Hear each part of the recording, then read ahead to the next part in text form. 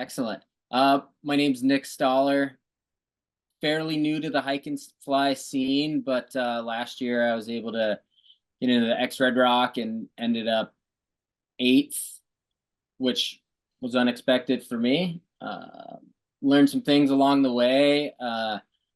Definitely like have some insights into training that if you guys have any questions along the way, I'll give you guys kind of my background. And yeah, if you have any questions, just go ahead and feel free to interrupt me and pipe in.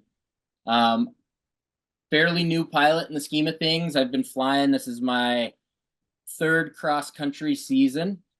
I've got about 350 hours. I'm from Alaska originally and living in Missoula, Montana right now. Kind of my intro to paragliding was when I was back home in Alaska, and I come from a rock climbing background. And a buddy of mine and I were using his little cub to get back to try and climb some random cliff out in the Talkeetna Mountains, and we had a low ceiling day. Couldn't get through the pass we needed to, so he was probably 5 hours into flying paragliders, flying some old ragged out retired A-wing, and he goes, well, we should go up to the hill and you should paraglide. It's like, all right. So stood on launch and he kind of ran me through, these are the A's, these are the brakes, this is the leading edge, this is how you build a wall. And so built a wall and he's yanked it up, and I was like, okay, what now? And he's like, well, if you want to, you can turn around and fly. And I was like, should I? And he goes, I would. And so I turned around and I flew and soared around for like 40 minutes my first flight, and was hooked from there. Not the advisable way, but when I came back down to Montana, I went through Blackbird paragliding here in town and kind of made it official and got the license and everything. That was about three and a half years ago. It was like the fall of 21, I suppose. So yeah, I've been flying not super long. My background before that, I did sports my whole life, which helps out with the hike and fly scene. I did 15 years as a wrestler and ended up with 4 years as a NCAA Division II wrestler, which helps. Wrestling sucks. Don't recommend it for you or your children, but it makes you tough and it makes everything else a little bit easier. So yeah, I love doing things the hard way, unfortunately, and that definitely like set me on the path. Aside from that, did 7 seasons up in Alaska on a hotshot crew. I was assistant superintendent. So those of you that don't know, that involves 40 pounds on your back, 16-hour shifts, just all day on your feet, which builds a really good base for endurance sports. Outside of that, I did a lot of rock climbing, traveled for that, did like some big wall stuff, trying to do a lot of things that were kind of out of the way, do some skiing, some mountaineering, got to climb Liberty Ridge on Mount Rainier this past year for training, which was amazing, terrifying, dangerous, but it was a lot of fun. And I've also run some ultra marathons up to like the 100-mile distance. So I've got a good training base. I know coming into this, some people, this will be like their first introduction into training. And I like to think of training as like there's a difference between actually training to get better and training like metabolic processes versus just, running to get fit. That's easy. Anyone can do that. But training is a little bit different. And hopefully you guys have all been training for this race so far. Specifically in paragliding, I don't have a comp background or anything like that. I've done no comps. I guess I did the Willie, which I don't know if you guys know about that. That's up in Golden, BC.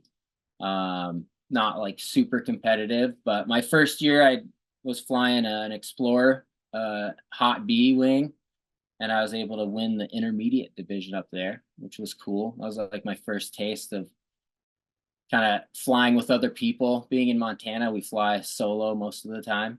So it was nice to see what that's all about, trying to avoid people and gaggles and whatnot. And so that went well. Last year, before doing the Xredrocks, I was able to participate in the Wasatch Hike and Fly down in Salt Lake, which was great. Mitch Riley put that on. That was a blast. Learned a ton of things in that race. I think I ended up in fourth with a last minute blunder, keeping me off the podium. And then I got third at the Hatcher Pass Hike and Fly, which is back up in Palmer, Alaska, which is where I grew up actually. So that was a lot of fun to get back there to where I learned how to ski and rock climb and backpack and everything, and kind of look at all that with a new lens for flying. Yeah, so that's kind of my background in flying and kind of athletically. You guys have any questions on any of that? Curious what the blunder was that took you off the podium in Mitch's race. And I was doing really well. It was 2 days it ended up, and I think our task, we just had a continuous task that we were going for. It was like, we started over on the east side of the Wasatch and then kind of crossed back over, flew the front, and then landed back at the north side. And I, being new, I was in like top three. I was in first for a while, and I ended up running out of water. I bivvied. Not a lot of people bivvied, but I put myself in a better spot, and I bivvied, and I ran out of water. And then I ended up asking Mitch to try and get me some water and meeting him at the V launch down there. And miscommunication. He drove up to the top where I was. I flew down to the bottom and missed out completely, so I had no water. So that probably affected my decision making. Try not to go without water as much as possible. But we were all flying south. I was in third, and I was watching the tracker and everything. Got super windy in this with a south wind, and I ended up landing and checked the tracker, looked where everybody was at. There was like 30 minutes moving time left, and two guys, I think Sam Inoue and Ryan Friedman, were ahead of me. Couldn't catch them. I wasn't in the air. They were still in the air. I didn't see anybody else close by on the tracker. So I decided, okay, rather than like hustling up and relaunching and trying to get 5-10 more K, I was like, all right, I'll just pack up and work on getting back to where we were going to do the award ceremony and everything. And I think it was Chris Lorimer was still in the air, but I don't know. I didn't see him in the tracker. I don't know if he flew 20K like in 5 minutes or what, but he ended up landing probably a half a kilometer further down course line than me and took me off the podium. So huge piece of advice there is race from buzzer to buzzer, because you never know what's going on with other people, who's sneaking around the corner, who's got a really great final glide that, is going to pass you unexpectedly right at the end. That was a huge takeaway from that race, and sucked. Still bugs me a little bit. So Nick, given you've only been flying 3 years, and you had all this athletic background, but only been flying 3 years, no comp experience. What was it that why did you decide, okay, first year I'm going pro? What was the reasoning? What was the thinking behind that? You just wanted to see how, yeah. What was the go there? Well, I'm super competitive, just naturally, always have been. I try and tone it back quite a bit with flying because, consequences are pretty high. But I want to race the Euros. I think while I'm new to flying, my fitness level, I felt like I can keep up with those guys. And I've got aspirations of going over and doing like the X Pier and the X Alps someday and stuff. And I think a huge appeal to this race is trying to get out there and see what it feels like on the ground against those guys. I know they'll take me in the air. 9 times out of 10. But I really wanted to race the Euros up the hill and see how I stacked up. And I think that went pretty well. I trained really hard. Kind of like my idea going in was I wanted to be able to hammer out 10K a vert every day for 3 days and feel fresh. That was kind of like the litmus for what I was aiming for. Hike and fly is kind of an ambiguous sport where it's like if things are going great, you're not on the ground much, and if they're not, you're just getting wasted on the ground every day.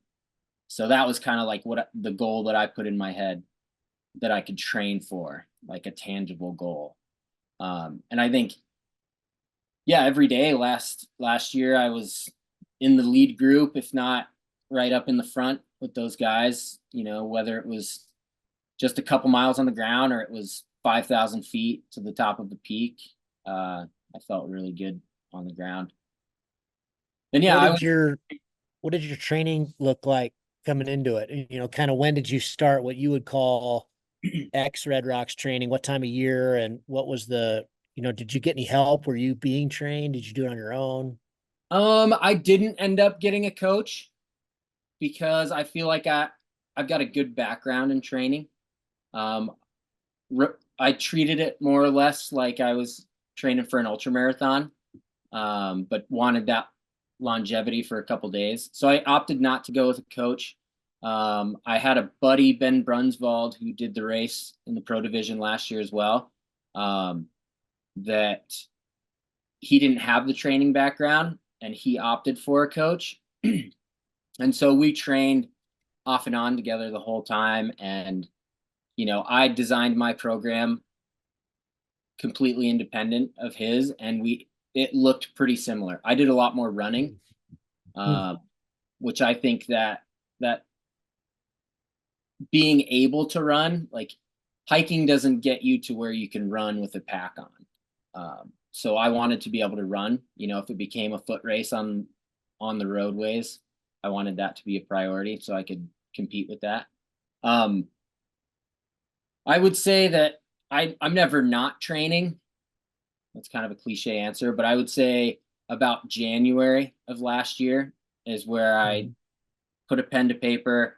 I don't know if you guys have heard of the Uphill Athlete or Training for the New Alpinism. That's a really good book that breaks down kind of the basics of metabolic processes that get trained when you're trying to get better with like your lactate threshold and stuff. And they have breakdowns for like 100-kilometer races, 50-kilometer races, for intermediate, advanced athletes. So I use that book kind of as a backbone to build my training. And I treated it essentially like 100-mile training program. The volume I wanted about the same. I personally like to focus on hours per week rather than mileage. I think especially when you're doing hike and fly, that's beneficial because if you say I got to run 50 miles or cover 50 miles this week, it doesn't take into account the amount of vert that you're going to get and how long that takes. I work full time, so I can't necessarily dedicate every day to training, but I try and do something every day at least.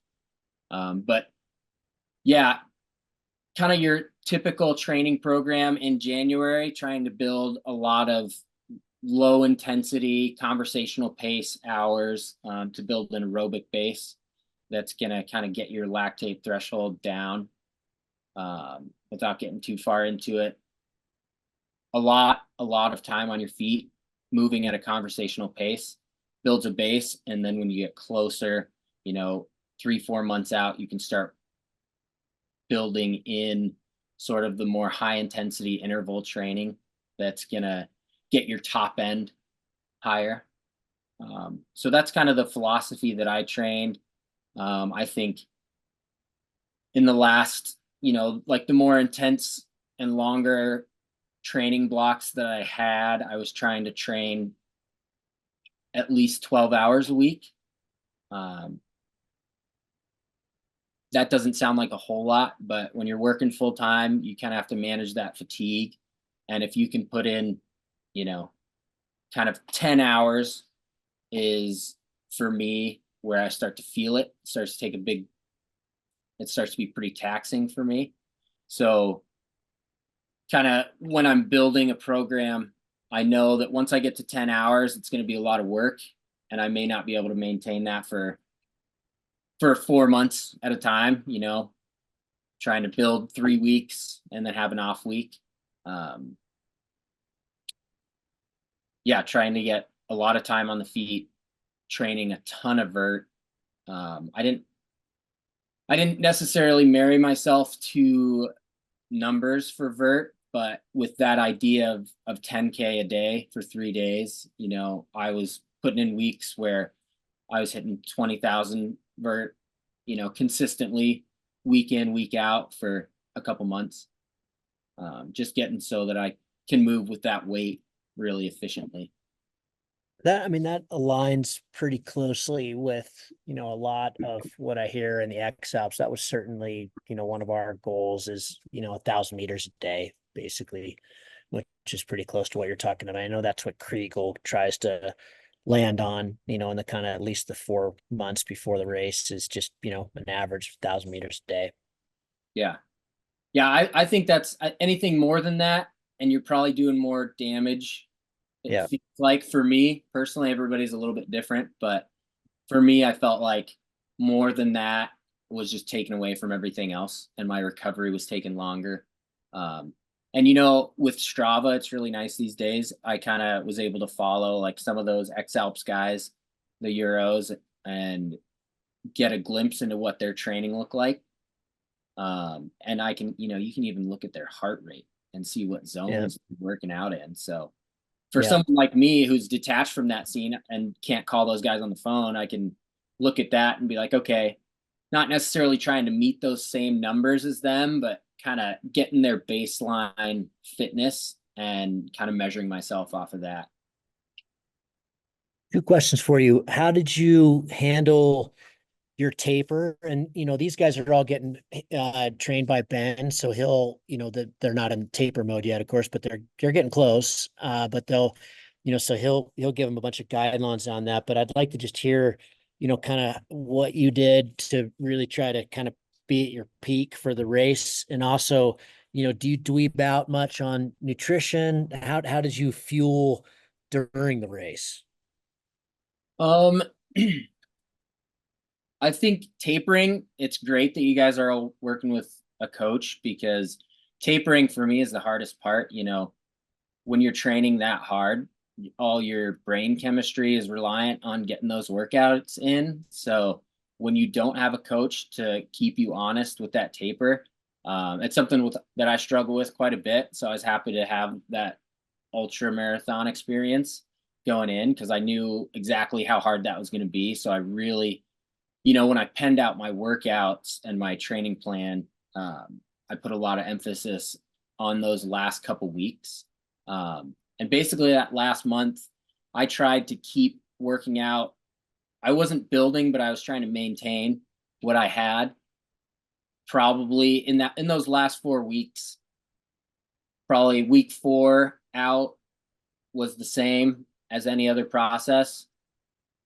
And then from there, I would taper maybe like 20%, but I still tried to get good time in on my feet.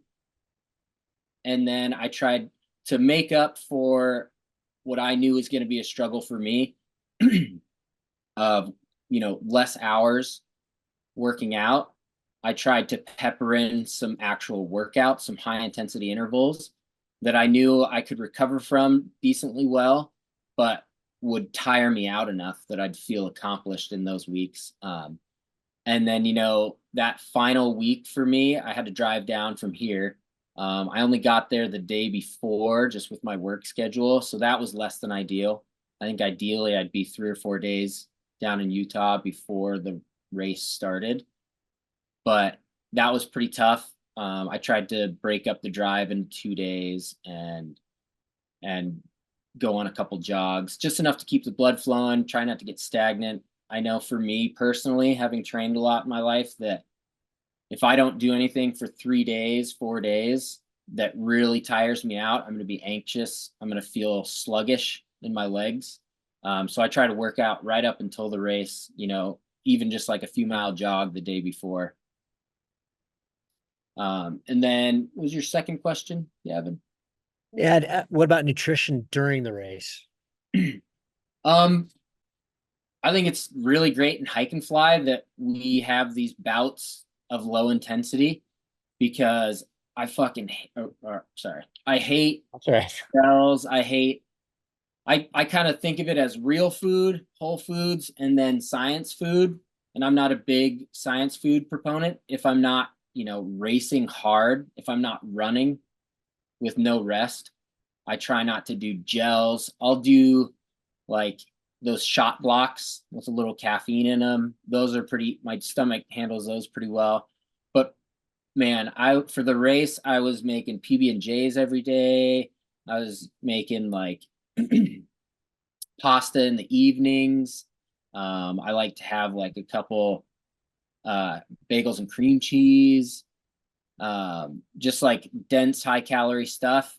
I would have those shot blocks and like some bars for like the hikes up when I'm working a lot. I need to just get really high concentration food in right now. And then trying to always get some real food in on launch. And then while I'm flying, trying to eat as much real food as possible. Stuff that takes a little while to digest, but when my legs aren't rolling, I can actually like dedicate the blood to my stomach. What was something, maybe after the race what's something that caught you by surprise? Because you kind of jumped in the deep end. You went pro first year. What was at the end? Was there anything that was, oh man, I wish I'd known that, or I wish I'd trained this way, or I wish I'd done that differently? I think from a fitness standpoint, I felt like I did well. I never felt like I was overcommitted during the race. I could hammer with the lead group up to launch and be ready to go, inside of however long it took me to unpack. So that side felt good. I think I knew I was going to be a little undergunned on flying. Those Euros are so impressive. Like I went in knowing I was going to be humbled by those guys, and even some of the U.S. guys are like really, really good pilots. Um, so that wasn't too surprising. I saw that coming, but I left just being really impressed with those guys in the air. And then kind of the conditions. I spent a lot of time, being that I was new into hike and fly and I was a younger pilot, I wanted to make sure that I had it clear in my head where the line was for me. They say like, what is the saying? The line between, well, I don't remember the saying, but yeah, I didn't want to make any dumb decisions and try to follow Aaron Duragati off the hill and get out there and be way over my head. That didn't happen too much, but I trained a lot in marginal conditions for the race. Stuff that was like pretty close to my comfort level, like the max end of my comfort level, so that I knew I had hard numbers in my mind, like wind speeds on launch. I knew kind of like if it was going to be a technical launch that I had to take off in, I knew, over 15 miles an hour with some sharp gusts, that's going to be something that I need to really take into account and maybe find a different launch. I spent a lot of time getting those hard margins in line. And then what surprised me is how, I think the second day of racing was real windy. And that first launch kind of took me by surprise how, those Euros, especially, you see those guys been flying their entire life, seemingly since they can walk. And when those guys pull up their wing on launch and it gets flipped upside down and they're having to, bear down and wrestle it back, like those were the moments that surprised me. It surprised me that I launched. It surprised me that I was able to fly in those conditions. It surprised me to see them get that challenged. I kind of expected them to make it look elegant every step of the way. So that was something big for me. I kind of had in my mind what I was comfortable with and trying not to get sucked into the competition. I remember the second day we just got to the Monroe launch, the Cove, and it was super windy, and I was in there with the front group. It was a big front group that day with all the Euros, me, Brunswald, Sammy Nue, and Sam goes to pull up his wing. He's trying to undercut everybody. Everybody's kind of getting a little snack, a little bit of water before they launch, and Sam sees that opening, and he's like, all right, I'm going to get out in the air and make everybody rush. And he pulls up his wing and he gets yarded, right past, is it Ben Horton's pickup truck? He missed it by a couple feet. He kind of tumbled backwards, got back up to his feet and was able to kill it. But that was a guy that I'd been racing all year and had beat me, every race to that point. So that was kind of eye-opening. I didn't expect to see that. And then later on, not to hopefully you guys all know about this, but he ended up launching, flying. There were about 4 guys in the air, and that's when I heard his reserve come out, and it sounded like a thunderclap. And I looked up, and I only saw it right as he was going into the bushes, and that was pretty surprising. That was something that I'd never dealt with. I haven't been in comps, and I don't know if comps really even prepare you for that much, but I saw everybody pinned to the bowl. I saw him throw his reserve. We got somebody over there to check him out and make sure that he was safe, uninjured, didn't need help. But I just, for myself, other guys on launch were still getting their stuff out, getting ready to launch, and I just sat there probably for 2 minutes and just took stock of how I was feeling, took stock of what the conditions were. Why that probably happened, how likely it was to happen again. It surprised me that I got into a headspace that I was able to launch, and it worked out just fine. But yeah, just some of the conditions that we got into, and how it was tickling the edge of a lot of people's comfort zones, it looked like. But in terms of mishaps, it was just that one thing is what it seemed like. I think a big How about go ahead. Go ahead, bud. I think a big weakness for me was some of the logistical stuff. I was down there in just Toyota Sienna, and I had my dog with me. So every morning and evening, I had an extra hour getting him out for a little jog and feeding him and making sure he was exercising and everything. So that was poor logistical planning. And then on day 3 of the race last year, where it ended up being that weather was bad and it was a foot race, that was my day to shine, because I'm a runner. And I fucked it up. I went out there. I hadn't brought a running pack or anything because I wasn't expecting that. So I had kind of fashioned my 50-liter bag into, and I only had 2 water bottles and some snacks in there, and it was all floppy. But I was like, all right, I'm going to run in this. And then actually Sam's brother, shout out to Aaron, he was like, what are you running in that? I got this little running belt. You should use this. And so 5 minutes before Gavin gave the start, I was repacking everything into that little fanny pack to go race. And I was all excited. I was like, all right, this is going to be much better. And in all the hubbub, I got to the line, and we probably ran 3/4 of a mile, maybe a mile out down course line. And I was talking to somebody, in the front, feeling good, knew I can run 20 miles blindfolded. And I realized that I forgot the tracker for the race. I had my inReach, I had my phone, I had my watch, all tracking, but I didn't have the official tracker. So, I thought maybe I could argue it, but if I was going to do well, I didn't want it to be in question at all. So I was like, all right, I'm just going to turn around. And I had the unique privilege of turning around and running through the entire field backwards.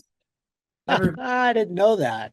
yeah. And I ran all the way back to the starting line, went to the little Pelican case or whatever and grabbed the tracker, threw it in my belt, and then took back off. So I was like, it must have taken me an extra 10 or 15 minutes for that race. So I ended up in third that day, but who knows? I could have been first that day. So those little logistical things will get you.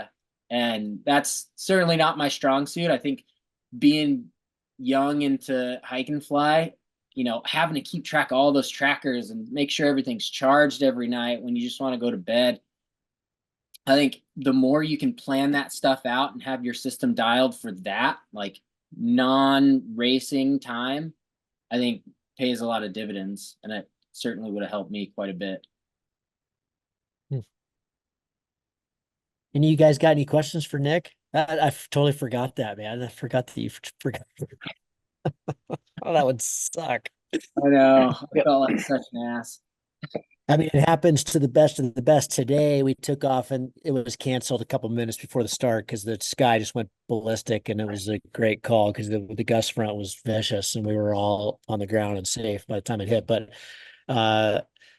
without a tracker in a comp like this, you're not even scored. You're not in the race, just like for the Xredrocks. And Josh Cohn, who's one of our very, very best, been national champion multiple times and been flying since the early 90s. He forgot his tracker. A guy named Corey Curtis forgot his tracker. He's been doing this for 30 years. Two other people forgot their tracker. And so had we had a task, those guys, Josh is, battling it out with me and a couple others for the national championship this year. And it would have been great for me. Wouldn't have got a score. But That's yeah, good so to I mean, hear. that's it. I don't know if you saw this, but I learned something, seeing all those times I've done the X Alps and stuff. I'm so amazed I still learn so much, even from watching you guys in this race, because I meet directed. But when Aaron came out the first year, so he's done it twice, right? Yeah. First year was 2 years ago. He got up to, I think the first day was the mid Monroe launch, the one last year, day 2, that was really blown out. You guys all went straight to Cove, but he came up to that one, and he's got, everything he takes out of a bag has a number. And so it's in Italian and whatever. That's French. I don't know. I can't remember. But he has a count. So there's, he knows that there's 8 things. He's got his poles, he's got his water bottle, he's got, there's 8 things that come out of the bag. There's 8 things that go back in the bag, because we've all left stuff on launch. And if you leave your poles, for example, on launch, not only does it suck because you've just lost $100, but you are not fast without poles. Poles going uphill are really an important piece of your kit. And in hike and fly, everything we have in our kit by default is really important. We're not carrying extra stuff. You're not carrying a notebook. You've got your core kit. That's what you need. You need all that stuff. And it's easy in the excitement of it all, and the adrenaline's pumping, and you're getting ready to launch, and it might be a little dicey or cross or windy, and Aaron's just gotten off the hill. You're trying to catch him up. It's easy to leave something behind. And so it was cool to see a pro that's done so many of these races. And Aaron's kind of an airhead. He's like I am. I mean, we lose shit.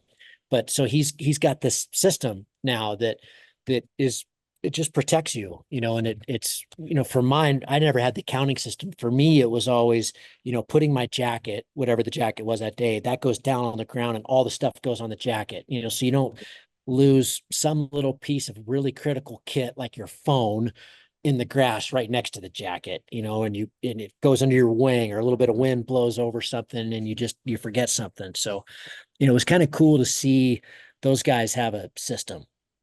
The good guys all have a system, good guys and girls. Yeah, see, I usually have what I think is a pretty dialed system, and I'm on top of it. But then the added tracker for that race was something that I hadn't dealt with in any of the Right. races earlier. It's So a new thing. Exactly. Yeah, I've totally new added thing. number 13 or something, you know? Right. Yeah. Aaron's got 8. We all have 13. Yeah. So I Any got of a you guys got question a for you, Nick. question for Nick? Yeah, go for it. Yeah, if you had 3 weeks in Monroe before the race, what would you do? All right, I'm blurred there. Ooh, 3 weeks before the race in Monroe. That's a pretty good spot to be. I'm liking it. Yeah, I think I would make sure that you have kind of your spot and everything dialed that way. Um, for me, coming from Missoula, that's at 3,000 feet, I think that's a huge advantage being there that early. I think just getting up and spending time high, whether or not you're doing like big hard workouts, but just like being up there, breathing thin air, I think that's a huge advantage. And then trying to, since you do have 3 weeks, I would be inclined, because I know at this point, I'm very well aware of like how hard I can push and how long I can push that hard. And that's going to be different for me when I get down to Monroe. But for you, you've probably got enough time that you could go out and you could do a really hard workout, a really hard hike or something like that, and see the difference between where you've been training and where you're at now. So that on race day, I'll show up. I don't have that time, but I'll show up and I'll probably just dial everything back maybe like 15% and use that kind of as a gauge to be like, okay, how hard can I push to not blow out later in the day or day 3 or day 4. But you've got a pretty good spot where you can definitely get out there, push real hard, see how your lungs feel down there, and see if where you need to dial it back to with that elevation. So I would do Cool. that. Thanks. I would definitely try to look at some of the tasks and go out there and see what a trail that is marked on the map looks like, if it's an actual trail, if it's an overgrown game trail or not, check your mapping systems against what is actual real world down there too.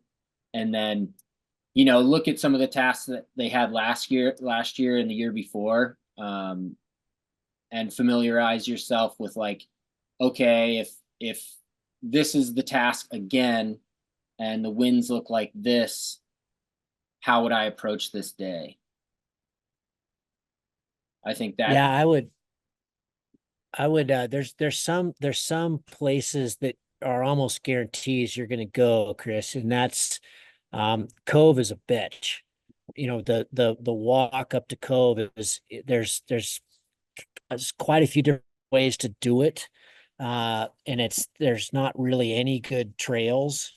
And so you could look at past track logs, they're on the website, and that's a great training one, because often when we use Cove, a pretty good way to go about the race is be fit enough to stay with the top crew the first hike, especially. And I mean, you're going to learn a lot, but you'll be in position to make really good moves, and you can do a lot of rabbit. You can follow. But if you've got getting to Cove from the Monroe LZ, the one we meet in every morning, if you've got that move from there to Cove, we're definitely gonna we've used Cove every year. We're almost for sure going to use Monroe. When Monroe is, we do it 2 ways. There's a mid Monroe launch that you can see from past track logs. If we use that one, you basically go right out of the LZ, but you only go up the road a little ways and then you ridge run it up there. So that's a good one to just do. Just again, if you have these in your back pocket, you're not going to be messing around with looking at your phone and trying to figure it out. And those are just a couple that you can kind of cheat sheet a little bit and have it down. If we use top of Monroe, then we shuttle you guys basically to mid Monroe, and then from there you go. But again, you don't spend much time on the road. You bust through, there's a bunch of switchbacks and you can bust right through them. And they actually have decent trails on those. I probably wouldn't worry too much about Edna this year because the roads washed out because of the fire. So I wouldn't worry about that. You could take good luck at Junction.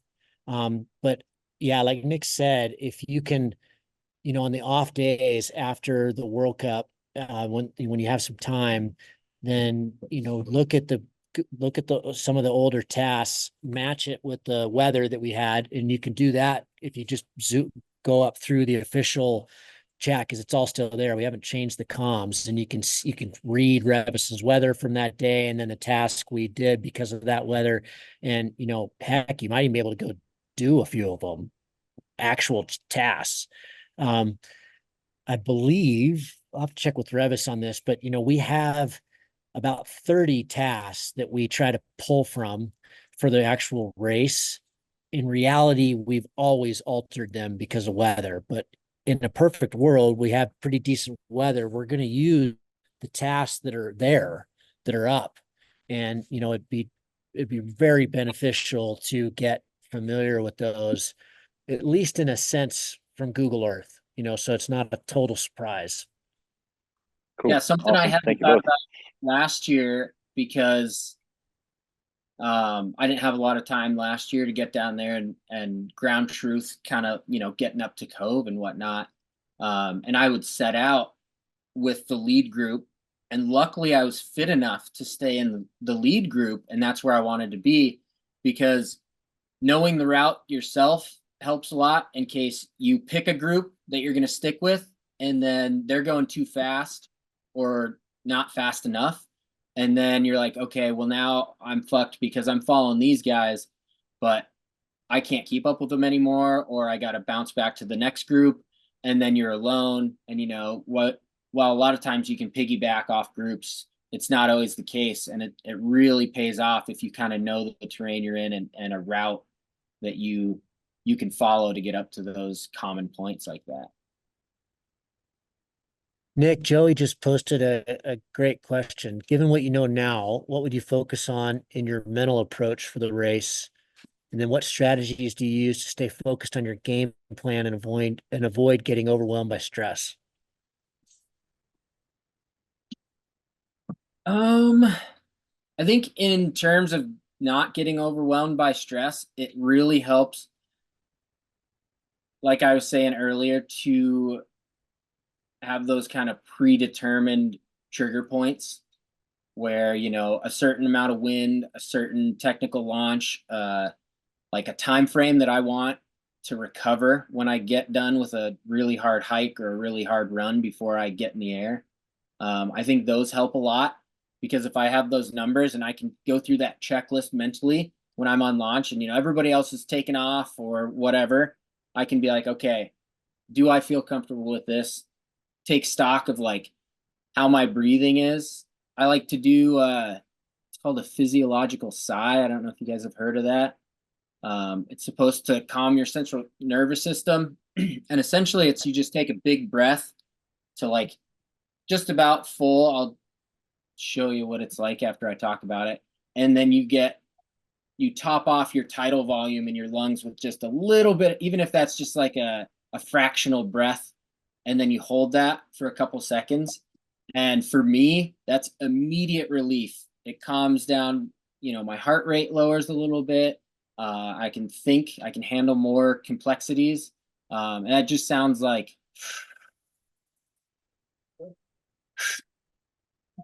and then I hold that a few seconds, and I encourage you to try that. I do that when I get up to launch to kind of let my body know that, okay, we're going to settle back down. And then I do that when I'm about to pull my wing up to launch as well, because I like to just make sure that I'm leveled out right there. So that's something that I do physically every time to try and make sure that I'm aware, I've taken stock of everything. And then my mental approach for launch, or for the race, I did this a lot last year, and I think it's going to be more effective this year. I did a ton of visualization, just being on launch and thinking about what the scene looks like down there. It was all new last year, so it was kind of experimental in my mind when I was training, or when I, any flying I do around here, it's all hike and fly. So I always have a hike before I launch for any XC or anything like that. But now I kind of have more tangible slides, is what I call them, that I can reference. And I know kind of what the chaos looks like on launch. I know the stressors. I know how my competitive nature feels when I'm up on those launches. So for my mental approach, I use that a lot, that visualization. Each time that I'm up on launch, I'm imagining what it would look like in the race and what I'd be feeling in the race. And I think mentally for me, that's pretty key for those moments. I also like to have a good kind of wind down in the evening. Last year it was really nice. I had my good buddy Ben Brunswald down there, and kind of over tea in the evening, I'd kind of like run over the day and talk about highs, lows. Hey, I was really scared shitless in this moment. How are you feeling? I think if you have somebody that that's doing the same race, that is camped by you or anything like that, maybe with your 3 weeks, that'd be good to try and like collaborate with somebody else, that you can kind of debrief the day, so that you can kind of divorce yourself from that for the night. So you're not turning all that over, get it all out verbally, and then rest through the night, fully rest. And then in the morning, kind of revisit that. Mentally, that was huge for me, being able to, because a lot of the flying and launching and stuff like that was pretty trying for me last year. I felt like I was tickling the edge of my comfort zone. So that took up a lot of my headspace. So debriefing that in the evening, and then in the morning, kind of voicing, looking at the forecast, thinking, oh, great, it's going to be super, super windy again. And it immediately starts to stress you out. But having somebody you can bounce that off of, and they're probably feeling the same way. They're looking at the same weather forecast. They're not excited about launching in sagebrush on some rocky precipice in gusting 18 winds. Like, nobody's excited about that. So getting somebody that you can bounce those ideas off of and debrief the day is super helpful mentally for me.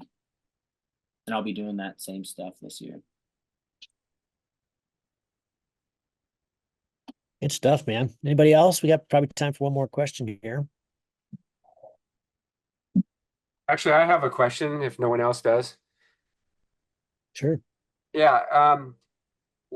As far as hydrating and drinking, I've heard some conflicting information about calculating about drinking a certain amount while you're hiking, regardless of whether you're thirsty or not. And I've heard other schools of thought say, no, you should only drink if you're thirsty.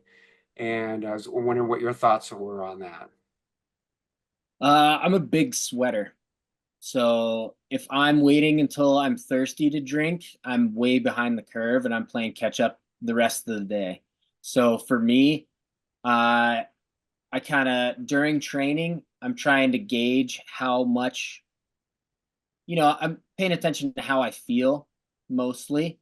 If I'm hiking 2,000 feet in the middle of the day, if I can drink a liter of water on that hike, that's a luxury sometimes during the race, if you don't have like places to refuel and stuff. But at least during training, I'm always trying to drink. Like, if I think my standard hike in my mind is 2,000 feet over maybe 2.5 miles. And I want to drink as close to a liter of water as I can. And on top of that, personally, I know I'm super salty sweater. I get sweat stains. If I hike for an hour, I'll have sweat stains all over. So I take, in my little pockets, like straps and stuff, I'll put salt tablets, just chewable salt tablets in there.